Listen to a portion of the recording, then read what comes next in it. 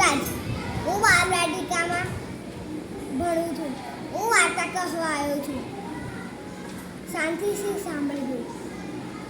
એક મગર અને વાર્તાનું નામ છે મગર અને વાંદરો. એક નદી હતી. એ નદીના કિનારે એક જાંબુડાનું ઝાડ હતું. એ જાંબુડાના ઝાડ ઉપર એક વાંદરો હતો. એ નદીમાં એક મગર હતું.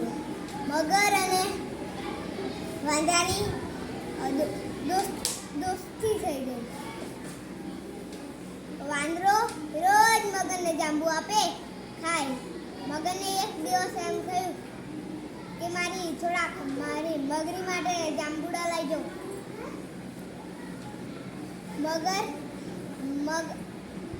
વાંદરે થોડાક જાંબુ તોડ્યા ને મગરી માટે લઈ જવા આવ્યા.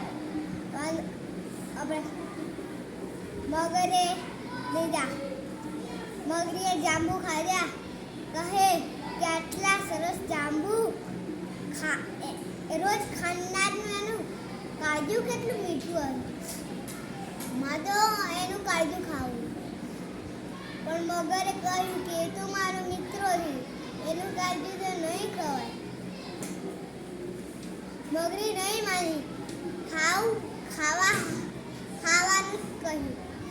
મગરે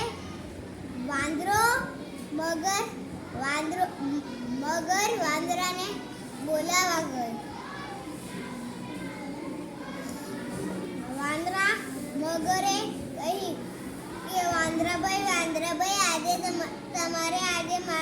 તમારા જાંબુડા ખાઈને મગરી મારે ઘેર ખુશ થઈ ગઈ. મગરીએ તમારે મારે ઘેર જમવા બોલાયા. વાંદરે કહ્યું મને તડકે તો આવડતું નહીં. બીજામાં મગરે કહ્યું કે મારી પીઠ ઉપર બેસી જાઓ, તમને લઈ જાઉં. વાંદરો પીઠ ઉપર બેસી ગયો. થોડેક જતા ઘર આવી રહેલું અને મગરથી કહાયું કે વાંદરાભાઈ તમારું કાળજું ખાવો તમે મારી મગરીને. વાંદરે કહ્યું પહેલા નહીં તું કહેવાતું, હું તો મારું કાજુ ઝાડ ઉપર મૂકીને આવ્યો. ચાલો પાસે જઈ. મગરે હાચું માની ગયા. પાછા આવ્યા અને